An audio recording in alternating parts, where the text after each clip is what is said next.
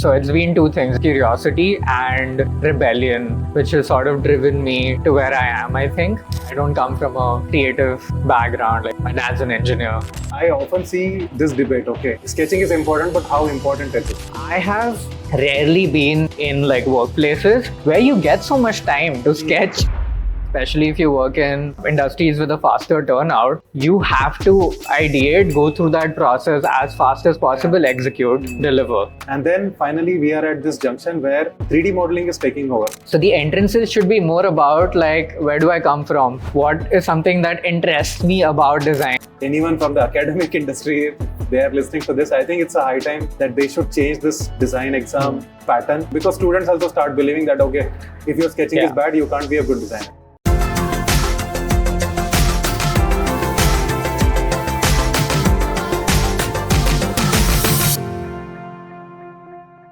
Ninaad, first of all, thank you so much for agreeing to do this podcast.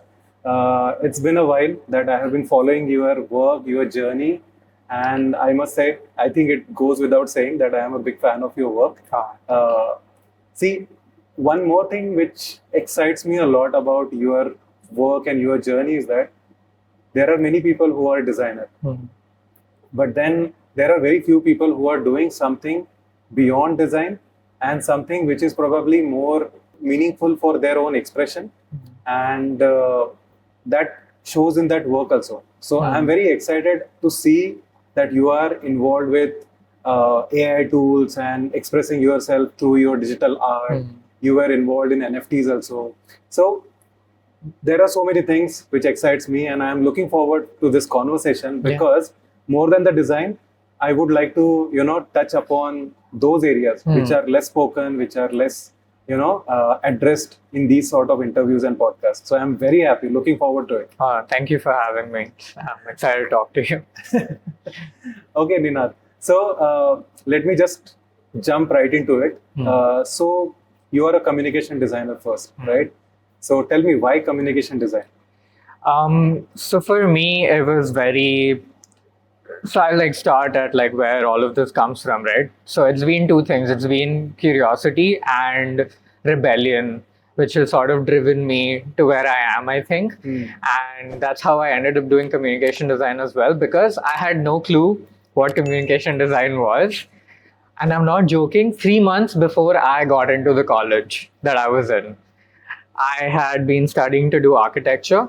Okay. Even that was I don't come from a creative background. Like my family is not into, my dad's an engineer, my mom's a homemaker. So it was like my dad wanted me to be an engineer because that's sort of how it goes. And again, 10th grade act of rebellion, I was like, no. I took up commerce just so I was like, I will cut off any links to engineering at that point. Okay. Was that because your father was engineer and you... Yeah, so I just did not want to be that. So it was pure rebellion ki, I don't want to do what you're doing. As simple as that. And so I was like, okay, I have taken up commerce, but I have no interest in anything commerce at all. So no interest in mathematics also? No, not really. So it was I was actually really bad with math and accounts and all of that, but I was like, okay, it's just not science, because they were asking me to do it, so I didn't do it. So it was like that or that. I was very angsty teenager, and this sort of came to me. And of course, I had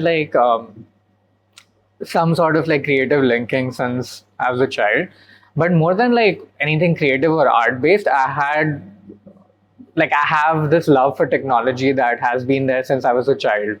And so for me, that's something that's always been at the back of my head. Okay.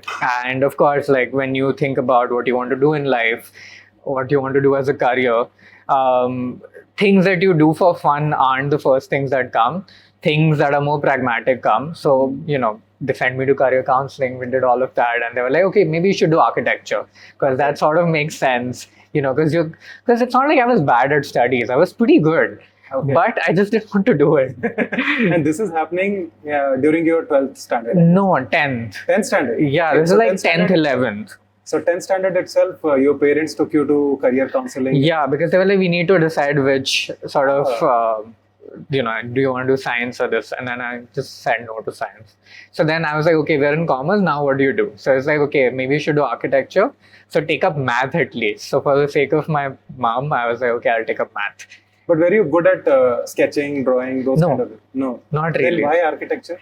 Because it was just like, oh, it's something creative and it's something technical, and so it might make sense for you. Oh. And this is something that others told me. It wasn't like I had a love for buildings, nothing. So, and it was, I think, the most accessible or approachable sort of creative field, because it's like, I feel like when you don't have knowledge about what's happening outside in the industry, your dad's an engineer, that's sort of the perspective that you also grew up having. So architecture was that for me. So I studied for architecture all my 11th and 12th. So I would go for sketching classes. There was this But would this is very teachers. interesting. So usually what happens to people is they are sketching since their childhood, and then people will say, okay, you should go in some creative career. Yeah. But it was opposite in your case, I guess. Yeah, like I was doing random sketches, but I wasn't really like good at. If you see my childhood or even like my 9th grade sketches and all, they're not very good. Okay. They're very like whatever. I used But to you used to doodle a learn. lot. Yeah, I would. Doodling, at least you. Yeah, I would doodle and like I was a very imaginative kid. Acha. It was also because like I grew up. So my dad had a job which we kept moving for. So I was born in Nasik, but then we moved to Chennai, Delhi, Faridabad, Gujarat. Oh, really? Came back to Nasik. Okay. So it was like because of that, I didn't have I don't have childhood friends. I didn't have that support system. So I would spend a lot of time with myself, and so that imagination kind of came in handy because when you're moving a lot, you sort of as a child build up these worlds to keep yourself engaged.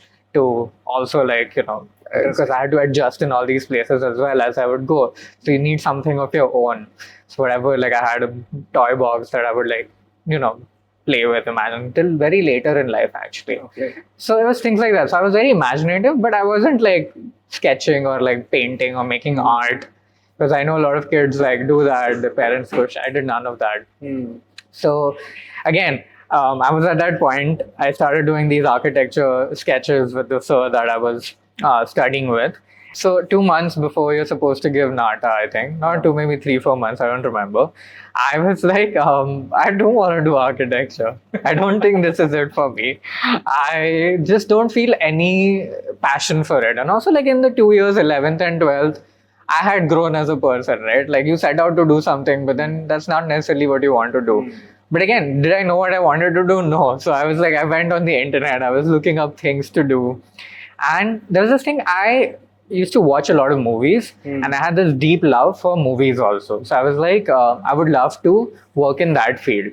I would love to do that. I would love to do advertisements because those were like the industries that excited me. It was like, Mad Men was a thing back then. So I was like, wow, want to be like this.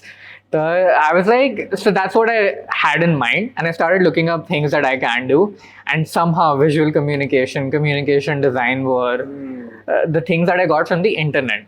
So I was like, okay, this seems to be a thing that I feel like I might like. I don't know if I'll be good at it, nothing, but it's like if I want to work in these industries, the film industry, the advertisement industry, you can do communication design. And the course involved like a bunch of things and it wasn't very specific, which because I didn't know my niche or specific like interest at that time. I was like, this sounds good because I get to do animation, I get to do some branding, logo design stuff, I get to do some interaction design stuff, which is a little to do with technology. So I was like, okay, this sounds good. And so I started interviewing for design colleges and didn't get into most of them.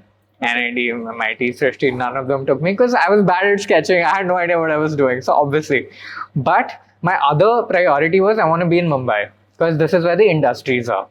Okay, because of that movie inclination. Yeah, the movie and also the ad industry inclination. I was like, I want to be in Mumbai. So I went for the poll interview and they had a campus opening in Mumbai. It wasn't there before that. So I went, and the good thing about the Poland exam was the entrance exam and the interview were on the same day. Okay. And the only college that did that. And for me, as I said, not good at sketching. So if you took my entrance exam paper, not so good. But what I can do is I can talk. And I know I am like passionate about a lot of things and I can talk my way through, like, I knew that from like, a young age, because that's something that I know I have a certain grasp over my language. I know like I have a certain grasp over how I present myself. So if I get to the interview, it'll be fine. And that's what it was. So got into Pearl, and I was like, in the interview, I told whoever was taking my interview that I want to be in Mumbai. Okay. That's why I don't like, I have no idea what the college did, what the course was. I was just So like, you were the first batch at Pearl? yes. Wow. So I got in 2014 is when I went to Pearl, and again, foundation year, they make you do a lot of Sketching. making lines every day, sketching, Usual grind. Yeah. and I was bad at all of it. There was also color theory. Like another thing is I'm also colorblind. Like I can't do a lot of like red, green, browns, Really? blue, purple. Yeah. Okay. So if you ask me like what color something is, there's a high chance I might get it wrong. So color theory, again, bad at. So I don't know what complementary colors, nothing. I can't see half of them. So foundation year, really bad. I was Okay. terrible at everything. Struggled through it, and I was questioning myself. I was like, is this Yeah. right for me? Again. Because I seem to fail at everything. But there were a couple of classes that I really enjoyed. One of them was this thing called digital skills, which was they would teach you how to operate Photoshop. And for me, I was like, oh, this is fun. I know I'm good at computers. I pick up new softwares very easily because I've been doing that since I was a child. So I enjoyed that. I was like, if I get to make things with this, I will have a good time.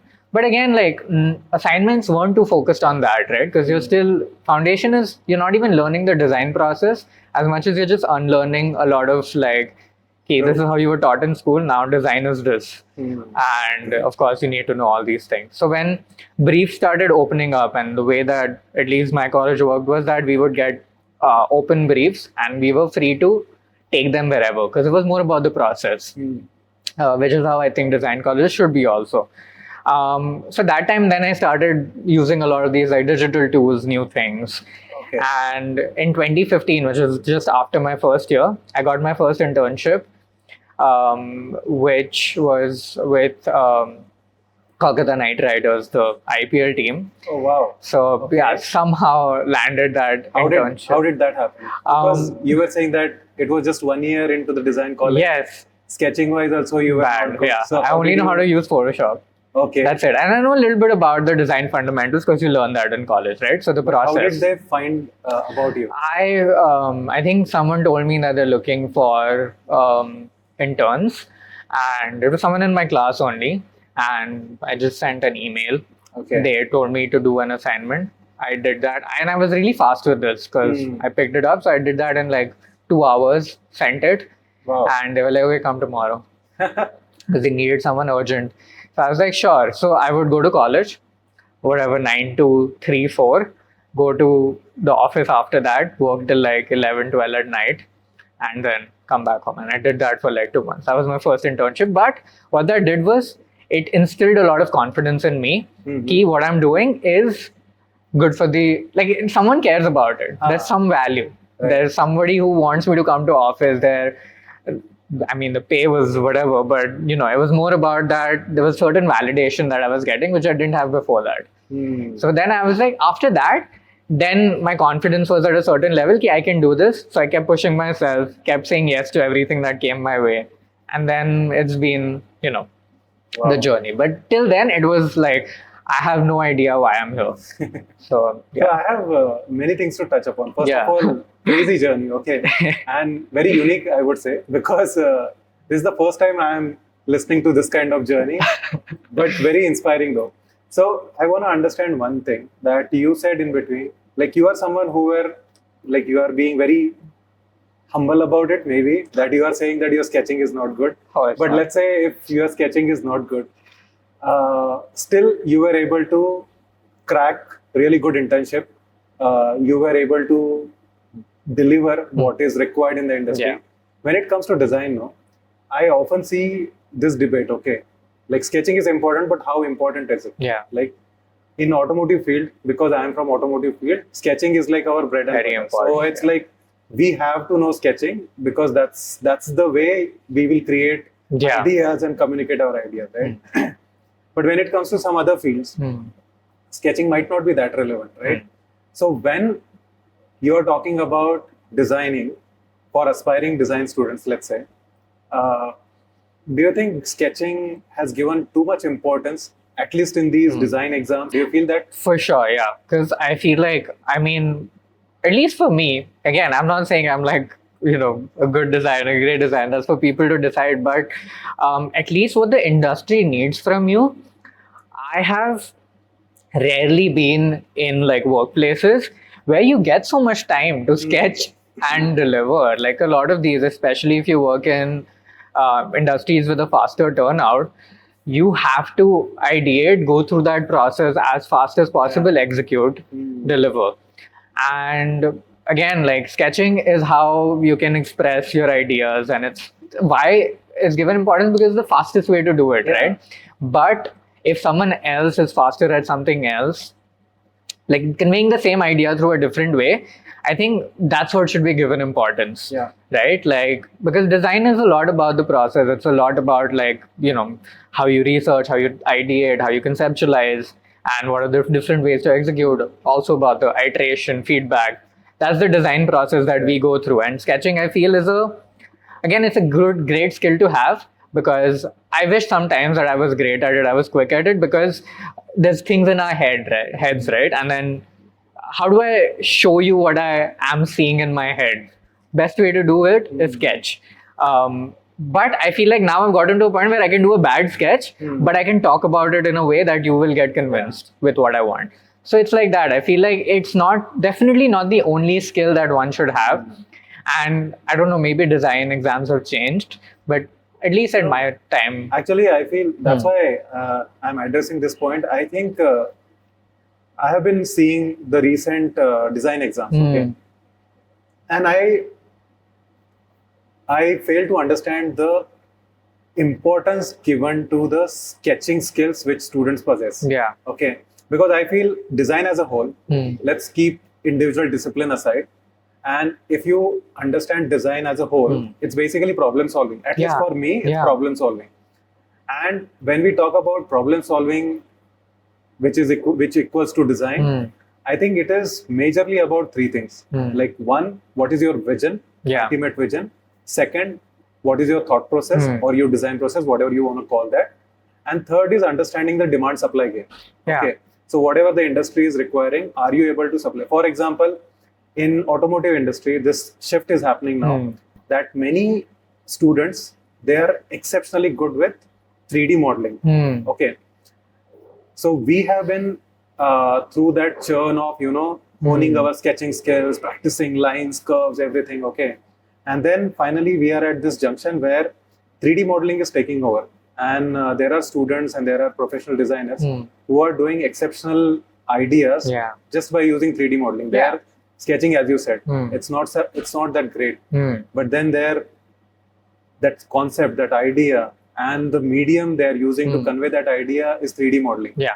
And I think they are also doing the same problem solving method. So it's high time that if anyone from the academic industry, they are listening to this, I think it's a high time that they should change this design exam pattern, at least reduce that focus of sketching skill being the only, because students also start believing that, okay, if your sketching is bad, you can't be a good designer.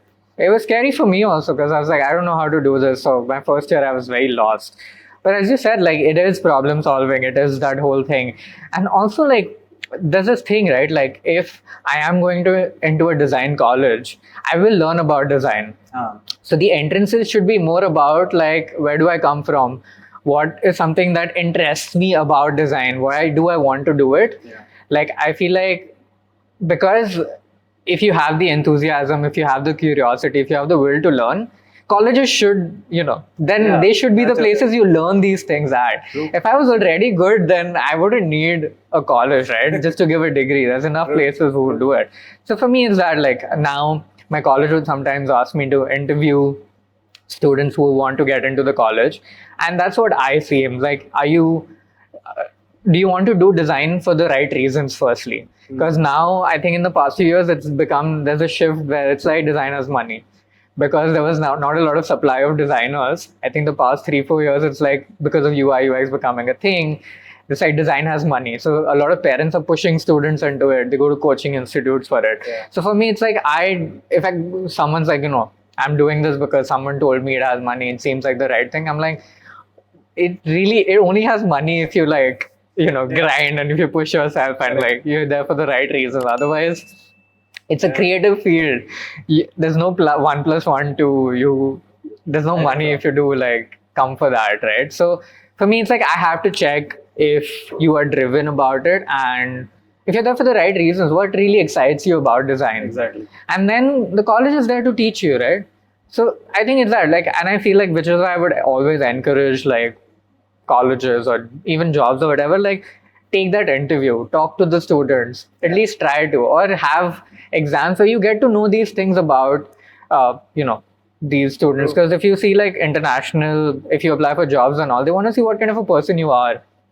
They want to see not necessarily about your skill, because that you can learn that, if you have the will to do it, you can put in time.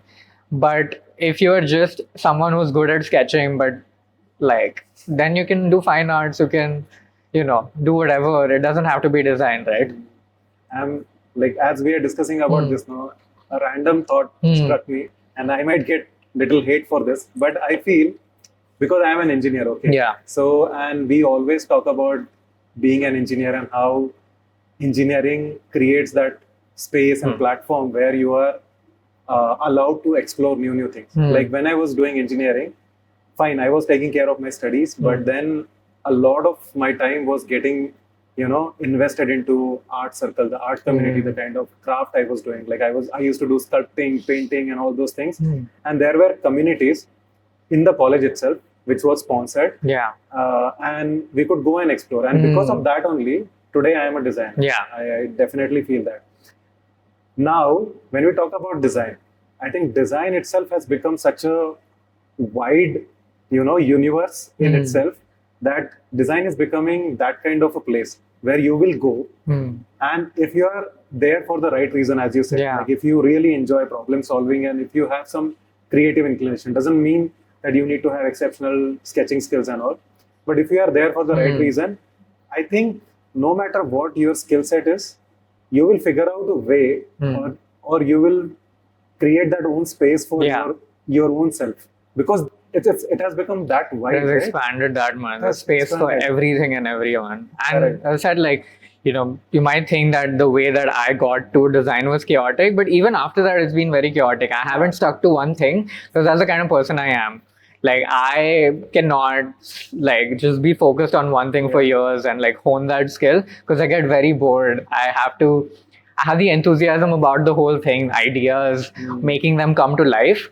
But getting stuck to that one medium, it's just something that it makes me restless. And I think it's because of how I grew up, changing landscapes, everything around me. But I'm like, if I was sketching, I would get bored with it. I would want something else. And that's how it's been. Like, I was in one industry, went to another, and like, I was just like, I'll figure it out. I will just put my foot in, and then we'll see what happens. I know now my like brain and I have developed in a way where I have a certain sense of aesthetic. I have that design process ingrained in me. So the fundamentals are there, which is very important, which is why I think people should go to design colleges. So they have that fundamental setup. But then after that, I'm like, it's been that curiosity and rebellion. Is that I'm curious to learn more things, and I want to rebel against the systems that they work in. So I want to break them apart. I want to, go into approach one industry and be like, why are we doing it like this? Can we, and I feel like because I've like just put my foot in and I don't know like too much about one thing, I get very like a very weird thing to say, but I get very cocky and overconfident about how good I am at a certain thing, because I don't know enough about it, right? It's like that curve where you're like, if I actually sit and I'm like, I can sketch to get my way out. I can use Photoshop to get my way out. Of course, I'm no like Picasso with it, but it's like, I'll figure it out no matter what the problem is. I will use these 100 things and break and make something. And I think it's like that whole jugaad thing that we all have ingrained. We'll figure it out, know. But I think because we are talking about these things, I think one thing which is very rewarding if you are a designer, I think, as a professional designer, I think it is originality. Yeah. So if somebody is being very honest and original about his or her own ideas, I think that is very rewarding. And I think design exams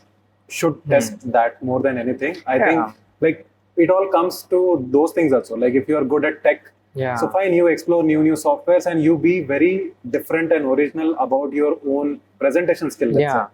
And then you will be automatically recognized. You will stand out in the crowd. I think that is something which is very rewarding. Yeah. I feel. So anyway, we drifted a little bit, but I think it was very important. When you were doing designing, you were learning, you cracked KKR internship and all. So after finishing your design college, did you straight away chose to become a freelance designer, or that was a conscious choice? What No, was that thought so process for me, I was doing internships. I was taking up freelance all throughout college. So once that 2015 KKR thing happened, I did not stop working because that's what excited me, and that validation was coming in. And college was, of course, its own thing. But for me, what I was like, oh, I'm getting to work in the industry. And of course, I was completely spread out. I wasn't doing anything properly. But for me, that was the exciting thing, is that I'm getting to meet these people from the industry. I'm getting to work in different places. So I kept taking on internships. I would say yes to everything that would come my way. Freelance, even if it was out of my, like, a student's, like, I did whatever. So the next year I did the whole merchandise lineup for KKR, which is not something a graphic design student would do, but I was like, why not? Yeah. And so that sort of like kept going. But as I was approaching the end of like design school, I was like, I want to work at a place now, which is purely a design studio and a place which knows what they're doing. Okay. Because till now I was working in places which are not primarily designer, like the film industry, the sports industry. I worked in advertising for a bit. I was like, not my thing. So all that advertising, All that Mad Men shit. Yeah. was completely crashed when I actually went to an ad agency, and I was like, oh, yeah, no, this is not happening. So I was like, I want to work in a place which is very design at its core. And so I did my research and everything, and I was like, okay, I came across Elephant Design in Pune. Pune. Okay. And I was like, they've been there for 30 years. They clearly know what they're doing. Because I know many agencies who have been around for that long are still doing work. And it's a design like studio, nothing else, right? Like you won't look at it and be like, it's marketing, nothing. It's a design studio. So I was like, I need that experience. I want to know how they work. I want to know these people, like the people who are running it fascinated me. So I actually met Ashwini at some event in Mumbai. Okay. And I was like, are you guys hiring? Because I would love to work. I'm in Mumbai right now, but I'll move. And she was like, we're always looking for great designers. So apply anyway. And I did. And then that's how I moved to Pune. Okay. Worked there for a good 1.5 years, which again, like for me, it's a lot. Like for people, it might be like, oh, it's a small stint. But for me, 1.5 years was a lot. But I was like, I will try to get the most out of the whole experience. Now I know how a design studio like that functions. I know what makes them good. I know what has kept them around for that long. I understood the systems, and that was the experience for me. I was doing a lot of packaging design there. I was doing a lot of branding there, which again, I didn't do professionally before that. My internships were all different kind of things. So getting that fundamental design experience was key. I did that. And then that thing happened. I felt restless, need to do other things. I had started learning 3D while I was working at Elephant. I would come home, give 2 hours every day and learn a 3D software. Which software? I started learning Cinema 4D because it was more like graphic design, more motion design focused. So every day, 2 hours I would give to that. No aim in mind, just make random things. And then I was like, okay, this excites me. I want to chase this. I want to move things. I want to animate, do random things.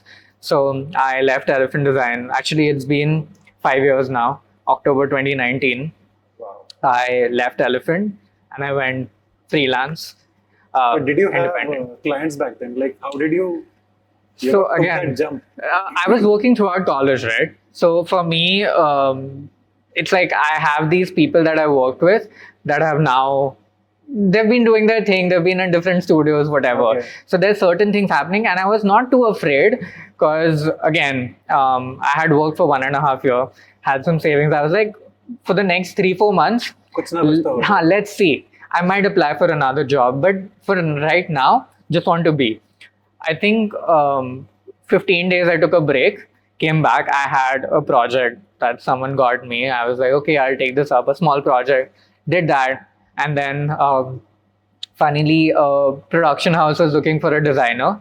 I Instagram DM'd the person and I got that gig, which was actually I was a graphic designer on set for a TV show.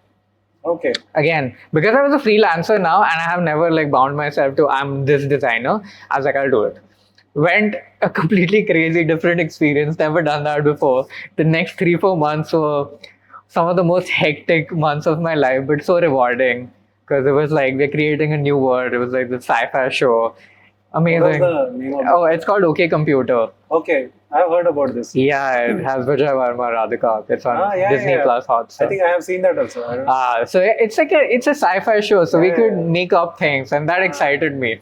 So again, did that. Pandemic happened, so came back, and then then I was like, okay, now a job doesn't make sense in some ways. So I took up a lot of contract work, which were 6-month contracts, 1-year But contract. you were approaching these guys yourself, or they were approaching you? No. So again, like this one, I approached on Instagram, the TV show thing. Then they gave me some more work after the show ended. Okay. So for a few months, I had that. Then someone reached out to me on LinkedIn, on Instagram, and then that ball kind of once it rolls, it rolls.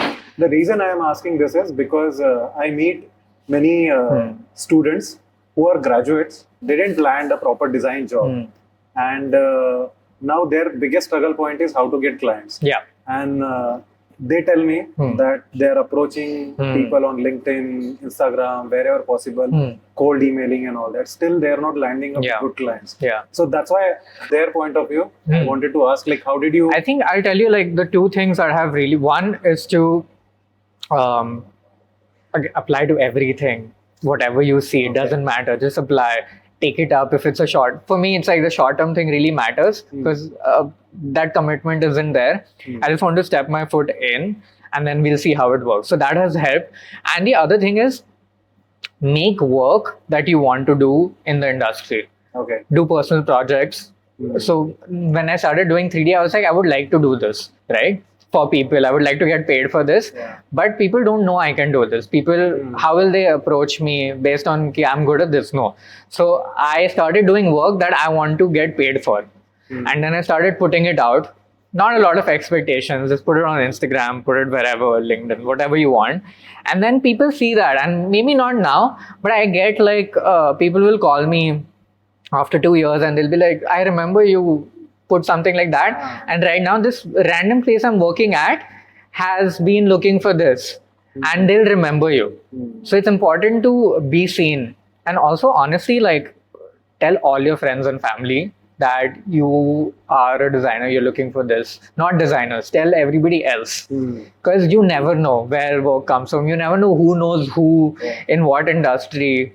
And it's like that for me, right? Like just let people know, be seen as much as you can, stay in people's minds. Like you said, you saw something, you remembered me, and then something else struck you and it triggered this conversation. Correct. So it's like that. Like if you just like, again, I go to places, I'll be like, yeah, I'm a designer. I'll pull up my Instagram and then I'm like, and keep it very low. And they're like, oh, you do all of this, it's cool. I'm like, yeah, I've been doing it for a while now. So it's like that. Just be out there. So just to summarize, I think 3 things what you mentioned. One was reaching out to everyone and like wherever. Apply to everything, apply even to things you everything. don't want to do. Yeah, okay. So that is first thing.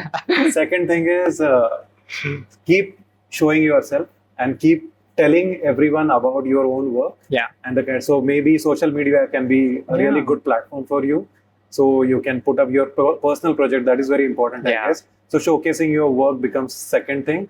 And I think that's like the first, that you have to make work. That is like, because again, like these two things will only work if you have work that would speak for itself, right? Then these two are added on. Yeah. Like even the apply thing, it's more like I have such a body of work, but nobody knows about it. So I'm applying, and even if I don't get the job, you have seen my work. Correct.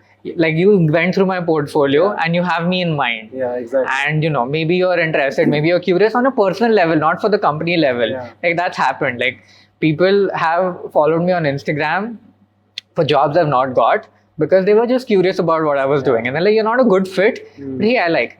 So it's like first make work, apply to everything, put yourself out in all different ways. Yeah. And I think the third thing, which is like an outcome of these things, is I think that recall value for yourself. And I think nowadays people are calling it as personal brand and all. Yeah. Where you have your own style or statement through your art and all. Because when you keep on posting the stuff which you really like or which you really want to work on, you end up creating a sort of style statement. Okay, this is what my taste is. This is what I'm really good at it. This is what I enjoy. Yeah. And I think it creates a very nice impact or impression on people's minds. Yeah. That as we were talking about it. Yeah. Like when I saw your work, I clearly saw there is some theme going on. There is some, aligned thought which is there. Like there's something that like makes you curious about. So I think that's a wonderful thing. Yeah. Okay. It's funny to me. It's funny to me to say because you said that people are talking about it in the way that personal branding and stuff. And I often think about this, and I'm like, whenever you work on branding projects and you work with clients, everybody's trying to humanize brands, try to make them more like people, and here we are like making people more like brands. It's like if you are a person that somebody remembers, that's really enough. This is my brand. This is like I don't have to, make an aesthetic around it. Correct. It's like this is what I like doing, and people who like you, they'll approach you. Yeah, they'll be more than excited to work with you. Yeah, and it's that. Like I know I leave an impression as a person more than anything else first. Okay. And crazy, man. Everything else and if I understand correctly, you must be in your late 20s, and you have already worked with really big names. Like when I was going through your resume and work portfolio, I can see that you have worked with clients like Netflix, Spotify, Yash Raj Films. I think you have done something for Yash Raj Films also. So incredible, man. I think your journey is very inspiring, and at this young age, along with that, one thing which I remember very clearly, that you are also a creative director for NFT Asia. Yeah. So that is something very fascinating for me. And so tell me more about it. How did that happen and what is it all about? So, okay, context is the pandemic. We're all home. Something called NFTs is blowing up somewhere. Some guys made a lot of money, right? Background chatter. I know nothing about any of this. I've been making my things. I've been making random pieces of art and putting them out that I want to make, right? During the pandemic, that whole thing, which started off play, which was like, I want to explore 3D softwares, I want to make fun things, went to a little more introspective state because I was like, in the pandemic, you're thinking more. So the stuff that you're creating also has that introspective value, at least for me, because there was not a lot of outside noise distraction. So that art sort of practice of mine took off during that time, where I was like, I want to make things that mean more to me. Want to explore concepts that excite me, like have a little more meaning to all this like rambling that goes on in my head. And then when this NFT thing happened, I was like, oh, one of the artists that kind of got me into 3D, which is Beeple. I know you mentioned it before. He was the one who, I think, one of the first 3D artists I ever came across before NFTs, before any of it. Okay, and before that $1 million. Before any of it. I've been following him for like a good while now, 5-6 years. Oh, really? And so I was like, oh, he sold for like whatever, right? He made money. And then I was like, oh, so the stuff that I'm doing, I don't need a client for it. It is art and I can... So I was interested, got more curious. And with me, it's like if I just dive right into the rabbit hole of, I want to figure this out. And then I was like, okay, so NFTs is this thing. And I know a lot of people are still confused, even though like a lot has happened. I'll explain what NFTs are, right? It is basically a token. It's a unique token that gets generated on a blockchain. And you can read more about how the blockchain works, what crypto is, everything. But it's like you will get a unique number that will be associated with anything that you want. So it's like a certificate. Okay. right? So what happens with art is that you're making digital art, but because there's no physical of it, it can be replicated, it can be copy pasted, people can save it, right? But with NFTs, what you can do is you can take this piece of art and tokenize it. So I'm Okay. like, there's only one of this that I have put out. Everything else is copies. I don't care about it. But you can own this one, and it's a because if you think about it, really, like in today's world, like we don't have space for digital art is Yeah. everywhere. So this is a way of making it scarce, adding value to what I was doing already. So that sort of fascinated me. And I was like, okay, and the market was booming for it. People were getting interested because it was a new thing. Everyone was trying to understand what's happening. A lot of money talks were going on. So for me, it was the interesting part was, oh, I can take my digital art and sort of tokenize in this way, which will give it value, which people find value in as well, right? It's exactly like how the art market works in that way. Um, and so I got into it, and then I realized that it's of course very intimidating. You have to learn so many things, words I'd never heard before. I'm an artist, I'm a designer. Why do I have to do this? But I think it's sort of fascinating to me. It's a whole different world of things, right? So that happened, and I was like, okay. Another good thing was that it was very global because now everything's on the internet. If you go to art thing, they're very like you have to go to galleries, you have to, it's very you have to be in those places. Suddenly, what happened? Pandemic. It's global. Everything's on the internet. So digital first, digital native apps, everything took over, right? So this was that movement, and I was like, oh, now I am talking to artists, designers, people that I've looked up to in my art design journey.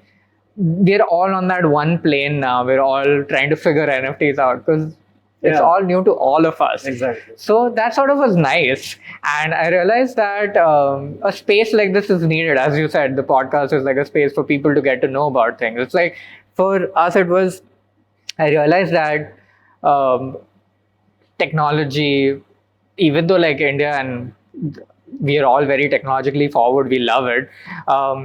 A lot of the resources, a lot of the literature comes from the West. Is like, we're not very good at making native literature about these things, of understanding these things. So it also feels a bit more foreign. Like there were, clubhouses were happening, Twitter spaces were happening, but there were like lectures were happening, but they were all happening on US timings when we are asleep. So there were a bunch of these guys who were like, we want to just make a space where it's not on Western timing. That's all the aim is, which was NFT Asia. And I was one of the early members. I kind of like went in and I was like, okay, this is a good space for me to learn these things because at least people are talking about it when I'm awake. Okay. And So it's like a community. it for is a Asia. community Okay. for artists trying to figure out NFTs in Asia. Okay. That's what it was. And then it slowly started like getting bigger. A lot of people joined in because as time, and this is, I did this in early 2021, Oh, so that like I think March NFTs 2021. were fairly new. Yeah. The big sale hadn't happened, I think, or maybe something like that. So it was around that time. So people were trying to figure this out. And so over the next few months, it just snowballed into a much bigger thing. And I was really enthusiastic about the community, about what they were doing. And it was not just about the timings, but it was also like there's a language barrier. A lot of Asian artists, English is not their first language. So how do we bridge that? How do we not just educate people, but maybe, try to raise funds? Because even minting an NFT was expensive back then. Yeah. So it's like, can we sponsor people to do that just to get into the ecosystem, things like that. So raising money, this and that. So a lot of these things were happening that excited me. The community part of it was very exciting. Being able to connect with these people, being able to connect with different Asian artists. I have no idea what they've been doing in Thailand, Singapore, and suddenly I knew now. So back then, how big was this community? Like how many people? Honestly, it went from like 200 people to like 3,000 people in less than 2 months. Wow. Yeah. Okay. And again, even now, it's like there's some 20,000 people on Twitter, there's some 5,000 people on like Really? Discord. So it really became a thing. Then places started approaching NFT Asia. They were like, hey, do you want to curate an exhibition? Asian artists. Because then, you created that space for yourself, right? So everything NFT, everything Asia, they would come to us. And so I was like, we are becoming this. I feel like it would be great for us to be a brand, to be like a more official thing, right? So that's where I came in as well. And I was like, I want to sort of assume this role as a creative director. I want to brand NFT Asia so that it's a thing, Right now it's like a WhatsApp group. And to take that from there to being a organization, so that's where I was also part of. I became one of the core members, and we were also approached by Art Dubai, which is like the largest art fair in the Middle East, if I'm not wrong. And they had a digital section for the first time. So NFT Asia was approached to have a booth there. So I was like, okay, if we are doing all of this, then we should be professional about it. So I did the branding. I did, everything from making a brand language of how NFT Asia should talk, all of that, how the posters would look. So that's how I came in, and I've been a part of it ever since. We still try to do a lot of these things. And again, it's a not-for-profit thing. It's purely from the love and passion of connecting with artists, making a community which is organic, which is not driven. For me, that is very important. Intent, drive, enthusiasm. That you're there for the right reasons. You're there because you want to do something of your art. You want to put yourself out there. You want to connect to other artists. And you don't know how. That's a good place to just come, talk to people, do that, make things happen. And yeah, we have done a lot over the past 3 years now, 2021 to now.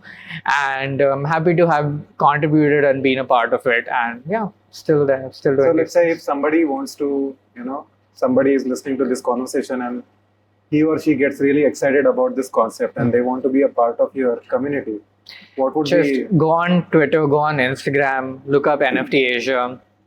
It's there with the pink logo, and there's a Discord link. You can join it or just follow us on Twitter. And there's updates. If you go to the Discord, there's a whole resource channel where you can learn about NFTs from scratch. We have curated a link, like a list of links where you can just learn for yourself. And if you have any doubts, there's always people around. Come ask your questions, and what we people can are do very is helpful. we'll put those links into the Yeah, description. for sure. So whoever is interested into all this, they can join. Yeah. Because I feel there are so many people who are really excited about this thing, but including me, I guess. But we are clueless about how to get into it, because it always feels like something which is very complex, and there are different platforms and this thing and that thing, and then you will constantly hear about the scams and fraud which happen. So I think because we have a reliable source here, so we'll put those links, and whoever is interested, they can join. So tell me something. I think you mentioned Beeple. So Beeple, I think that big sale of his, I think that large collection of paintings happened, paintings or models, whatever you want to call that. I think that was the first time when everybody got, crazy excited because money was involved. And I think something like that happened in India also when one NFT from Amritpal Singh, I guess, that was sold for some $1 million or something like that. And I think he was all around the news channels, CNBC and everything. And I think that's when people in India also started getting excited about it. Now, let me ask you this. All that was happening back then. Today, we don't hear as much. So, do you think it was a wave and it has all gone down? Or do you think NFTs are still relevant even today and in future also? Everything I've spoken about NFTs right now, none of it is money. I've not discussed any economics with you because I feel like those are the things that are outside one person's control. And those are the things that an artist, of course, can consider, can think about, but should not base their entire career upon or take decisions upon, right? Because like any economies of our history, there's always waves. There's always like money coming in, money going out. Art market has gone through that in the history. There've been when there's like euphoria of buying from one artist and one movement, and then suddenly it goes away. Nobody really cares. And I feel like, again, for me, is the technology that interests me first. Is that now I can tokenize my digital art, so it can get value. Protected. I can protect it, and there's blockchain is a ledger, right? So if I transfer it to someone, there's a record of all of this, which can nobody else can touch. So that excites me because this technology, of course you could do like certificates and like all of that, but this was like a new way of doing it, a new way of creating value, scarcity of your own art. That still excites me, and I think that will be relevant because it has nothing to do with any of these things. It has nothing to do with how much something sold for, or if people care about it or not. It's just the relationship of art, artists, collectors. And the other thing is that, um, of course, like communities is something that excited me because, as I said, during the pandemic, this is what brought people together. I connected with artists. So these are the two things which excited me about NFTs. The money, of course, if there are people who will, it's like that, right? Like nobody is buying NFTs for the sake of it. It happened at one point because there was this euphoria ki if you buy it, you'll get rich or whatever, or you'll get rich if you sell it. They were flipping NFTs and all. It was becoming like a trading. Of course, platform. And I mean, all of that, of course, is like not in your control. It's beyond. It has nothing to do with art. Yeah. It has to do with money. It has to do with the market. It became business. Yeah. Yeah, and so I feel like beyond all of that, I was just happy to talk to artists from all over. I made friends who I would have never met. If it wasn't for NFTs, if it wasn't for these communities, because we were all curious about this, we all wanted to do something, right? So these two things, I think, again, the community sort of also slowly disappeared, slowly like went down as the money, like, because a lot of people are there for money. If there's no money to be made, we're out. A lot of people made genuine friends. A lot of people like made these connections. There's still galleries doing a lot of these things, and which is how my work has gone to a lot of these places. Is because I could connect with these people, that I could form these communities. And so it's these two things for me. One, the tech itself, and the community aspect of it. Everything else, not in my control. Don't think about it too much. Speaking Maybe about some that, other day. Yeah. Like your work, one of your works was showcased at Times Square, New York. Yeah. That must be huge for you, right? Because, you must have done that artwork in sitting in your room and all that. And now looking that it is being showcased in the busiest, place in the world. And then it's been seen by so many people around. How does that feel, man? Oh, it is surreal, honestly, because when you make these things, as you said, I'm in my bedroom. That's where my studio is, 2 meters away from where I live. And you don't have these expectations. You're making it because it excites you while making it. You want to put it out. And then suddenly you're like, oh, it's blown up on this like huge thing, and it's somewhere that I haven't been. It's always been, a dream to be in New York and the Times Square and be in that place, right? And then suddenly my art faster than you. Yeah, so that's what ended up, and it's a surreal feeling. Honestly, I can't. It takes me a lot to process these things because it's a double-edged sword, right? One, that because I don't want to start making things with the expectation of it being, because then I feel like it's not just diluting, but then I'm in a completely different headspace. And the other thing is that because it had no expectation and it's just reached there, so I'm like, that's really exciting. It's exciting for me to see that happen, and it's like a little child, I think back that, oh, what would little Ninaad think of this, and it would be so crazy. But again, it's just that feeling. I feel like it doesn't go much beyond that, because then you're like, it's very hard to think of the impact your art has in a quantitative way, right? Like, I have no idea who my art is actually reaching, who really cares about it, who looks at it and has a thought or two. So I've kind of tried to distance myself from those thoughts as well, is because I have no way to know. And so if my art is going places, somebody cared about it to put it up, they loved it. It was this gallery, Super Chief Gallery in the States, that curated this and put it out. And I was like, that's exciting to me. And okay, on to the next thing. Let's see. Yeah. But amazing it is actually. Now, like you, there are a few other artists from India which I follow, and those guys are also doing exceptional job. And I keep seeing their work being showcased here and there. Many big brands approaching to them. Like a couple of artists which I follow and which I really admire. One of them is Shantanu Hazarika. I think he is doing something Yeah. very exceptional.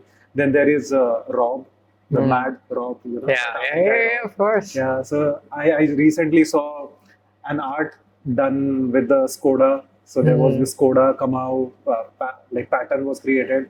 I feel now in India also, I think all these things used to happen in the Yeah. West, and now they are happening in India. So there is a lot of Indian context involved in it. There's a lot of expression which is very genuine and honest, Yeah. and which is very related to Indian artists like you yourself. So I think I think this is a start of something very exciting, and I'm very, very excited to see where it goes. Yeah. But amazing. I also feel that designers who have this inclination of, creativity and art, and, this burning desire to express themselves through mediums or tools. And what would be your advice to them? Like, how can they start from this point? Let's say somebody is into a design college or any sort of creative college, let's say, and he was clueless about all these opportunities. And he's probably aspiring to become someone like you or Shantanu or Rob. What would be the roadmap for that guy? I would say, like, I was clueless about it, before design college, through design college. And I feel like a lot of my professional life also, I've been clueless about a lot of these things, and I still am. The only thing that's kind of helped is just keep trying and doing these things. It really doesn't matter because you never know. That's what I've realized, is that the industry, forget the industry, the world is big enough. There are so many people, and you never know who cares about what, where something will end up. As I said, like, I'm making these things in my bedroom, they're ending up. I never thought that would happen. I remember the first time I did 36 days of type, I was exploring. It was simply because I wanted to learn cinema 4D properly. And I did that. And again, because I had this project of some 20 something letters, and then I would see like these things where, these awards or whatever. And I was like, okay, why not just apply to them? How does it matter? Some of them are free for young students.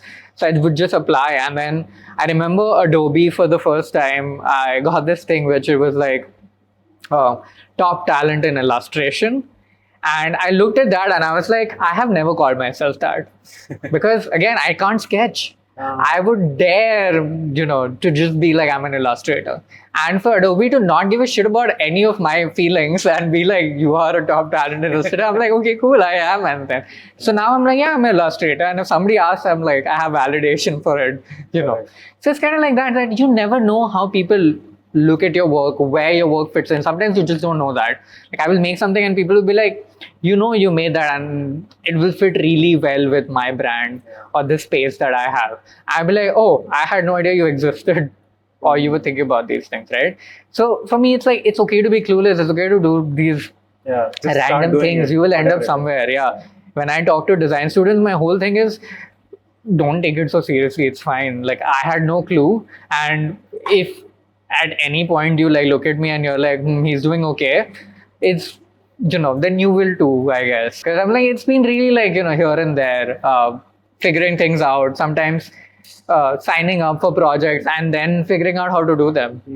Don't let them know that, but Okay. yeah. So I think there is no hard and fast roadmap. I think just have fun and put it out there. I think experimenting is one important thing. For me, that's worked, yeah. Because I feel like it's a very redundant concept to have a roadmap of sorts, with especially with what we do. It's because since the world has opened up, internet has opened up so many opportunities. We're no longer limited by our physical location where I'm like, I need to know these, I need to take up this job to get this promotion, to be at this, a senior design level, whatever. It's more about like, I don't think anybody's hiring designers with experience as much as portfolio first, and then, where have you worked, who have you worked with, what do you know? Cool. So it's kind of like that there's no one right way. If somebody tells you, they are lying or they're speaking from the very limited worldview. Like, I never want to tell someone what to do. It's just like, do what feels right to you. Listen to who you think makes sense to you at that point. Because probably 1 year later, they won't. This happens, right? I don't make sense to myself after some time. Like, I listen back to this after 1 year and be like, why am I saying these things? I think so differently now. But Amazing. yeah. So, like we talked about NFTs, but I think the crux or the core thing was art and being expressive about it. Yeah. So, and I see that you are highly experimental with the tools you use, the softwares you use. So, can you tell me like what kind of softwares you use? What are your very like go-to sort of tools when it comes to expressing yourself through your art? So again, like art, where it started for me was this, like, I want to learn new things. I want to play, I want to experiment, and, just make things that are fascinating to me, that seem cool, is where it started. And so for me, it was more like, once I learned how to use Photoshop and Illustrator, I would do random things on that. It turned to, oh, I know now how to use After Effects. I can move things, do random like FX work. So I started doing that. Then it went to 3D, where I started doing the cinema 4D stuff. Then it went to using now all of these things together. And then I was like, then AI came in 2 years back in our lives, and I was like, oh, what is this? And you're telling me I can put words in and things will come out. That's never happened before. That's sort of fascinating. And that was a whole different rabbit hole, because even with that, there's so much that opens up, right? Because of course there's a simple way of entering words, entering a prompt, getting an image, but then there's so many things that people are doing with that. Like people are making animation, people are making whole movies now with AI, right? And the way and how fast this technology was evolving excited me a lot. So for me, the basis has always been that I have this sense of aesthetic. I am me, and these tools keep changing, and I will use everything. Like my last project, which was that 36 days of type, for example, I used, of course, I started sketching these random, doodling these random things, took them to Cinema 4D, made 3D models of these letters, then took these, animated them in the 3D software, took these animations frame by frame, iterated it with Stable Diffusion, which is an AI thing, which also a model I curated based on the aesthetics I wanted. And then I took this, went to After Effects, played around a little more, and I did this at least 20 times for each one. Because the thing with AI is that it will not listen to you. It will do random things. Is very chaotic. So for me, the whole project was about how can I use something that's so chaotic and make it my own. Bring in that consistency, bring in what I want to do with it. So it was like this like back and forth process, using everything I know a little bit of. And so it turned out to be very unique, at least for me, because I figured the process out only on my own, right?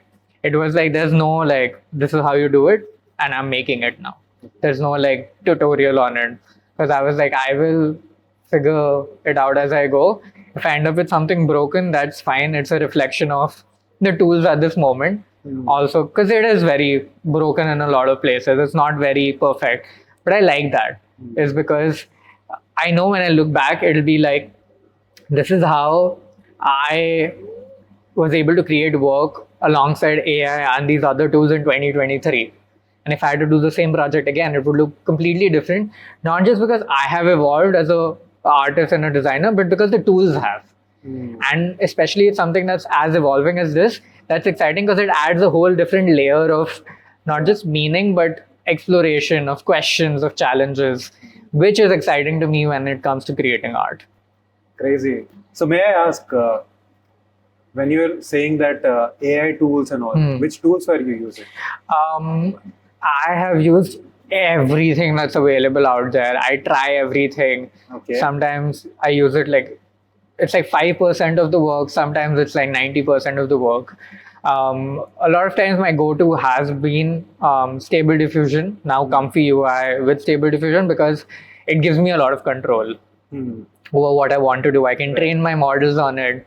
I can input work that I have created outside of AI as well and take that as a base to do things with it.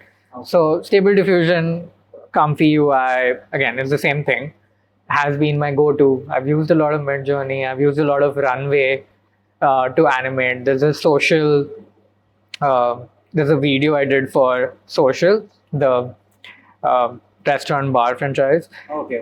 And it was their 50th social that they were opening in Hyderabad. The theme was very sci-fi. They wanted robots partying. So a lot of that used runway, very animated. It's like a little short film where you get the vibe of the place. And yeah, so again, like I will go home today and there'll be something new. And that's how this like whole thing has been working, this whole AI thing. Is that because while I am doing this, people are there, developers there, artists there are making newer things. And again, the community is pretty interesting there as well, because if I make something, I'll put it out. People will be interested in how I made it. I'll share this with them. They will take this, move things around. It'll become a new thing. I will take that. And that's how it's sort of gone. And it's very exciting to see that happen in real time, because the tools that we have been using were developed before us, or they were developed by people who we have no relationship with, that we don't even know who they are, like people in Silicon Valley making something that we use as creative tools, right? So for the first time, it's like Unstable Diffusion is open source, so which is why like there's a community which does these things, are very open about sharing, and it's kind of cool to see it happening in real time. Like 2 years back, AI was really bad at like generating images. Yeah. There's a joke about AI making weird hands and fingers and whatnot, But Will right? Smith clip got Yeah, the eating spaghetti. But if you try to do those same things now, it's pretty good. Yeah. They get Today it pretty morning only I perfect, saw one clip, one animation movie where you just need to put prompts and then they'll give you a proper like discovery sort of movie. That okay, nothing, just prompts. The movie is ready. Yeah. Crazy, man. So let me ask you one final question. What do you think the future of this? Of AI? Yeah, like entire art industry per se, digital art industry. So again, like I'm no fortune teller, but I'll tell you how I feel. Like when AI came in, it brought a lot of anxieties for me, because again, I was like, this is a completely new thing. Does it change how I do everything? Does it replace me? Or are there going to be people who will replace me because I can't do this, right? So I got into it with curiosity, of course, and also this fear, this anxiety ki I don't want to be scared because I don't understand it at least. Let me understand, then hate it, or then be scared of it. But let me understand it as much as I can. And what I've realized is that it does not replace anything that makes us valuable as designers, as artists, period.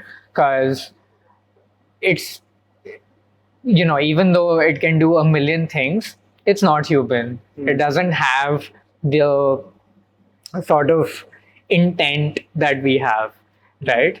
Like AI can be really good at sketching, but why do I want to make something? Why do I want to solve this problem like this? I can use AI. It's like a really stupid but very skilled person that you work with. Like it can do amazing things, but it really doesn't know why it's doing it. It doesn't know where it comes from, right? It's trained on like so much data that it just doesn't know. It doesn't feel sad. It doesn't feel happy. So we have to be like, I'm feeling this. These are some ways. Can you help me? How can I do this? And so AI comes in like a really good. I always say that AI is a collaborator in my work and not. People say it's a tool. It is, but for me, it's more like a collaborator, because we haven't had a tool that does what AI does. It doesn't, because AI does create. If you leave it, it will do its own thing as well. But humans have to be there to helm it. I love working with AI because I love the chaotic energy that it brings. I love breaking it. I love twisting its arm and be like, work for me, do these things. And then it refuses sometimes. And I love that process. And for me, it raises so many questions. I have answers to none of these things about where we are going. I just know it's changing a fundamental wiring about how we look at art or design. Is that we did not have something like this before, and now we do. And so how do we adjust with it? How do we make it work for us? How do we go in a better direction? And I believe in humans to do that and not, leave it completely dystopian. I feel like we will crave more human things when this becomes more. It is, but when this kind of takes over, you crave more handcrafted things that are made with love, that have made slower. Like with fast food, we crave things that are, food that people put time in, that people put love in. It's the same. Wow, very well said. I don't want to stop this conversation, but we are short of time. Ninaad, thank you so much for taking out time, and I think this was a very value-filled conversation. I myself got to learn about so many things, and I think this conversation doesn't stop here. So, I'm gonna be there bothering you with so many doubts Yeah. myself, and I hope that in future we will do another session sometime. Let's say after a couple of years. yeah. AI will be somewhere It'll be else. completely The different. definition of art or whatever we have discussed will feel. Hopefully, it will feel Yeah. stupid. I might be doing something else. Maybe Yeah. become an astronaut. Who knows? No, but I'm like, no, it is changing. I like that. I don't think any conversation is like a Yeah. stop to anything. It's more, whoever would watch it, I just hope they come out with more questions Yeah. and are curious. Yeah, that's where I think we should conclude this podcast. Yeah. Keep experimenting, keep evolving, and I think AI is a collaborator. That's a wonderful way to Yeah, describe. keep asking questions. So, keep asking and keep making it work for you. That's what you Yeah. say. Yeah. Okay, thank you so much, Ninaad. This Thank was a you. very wonderful conversation. Thank you. Thank you.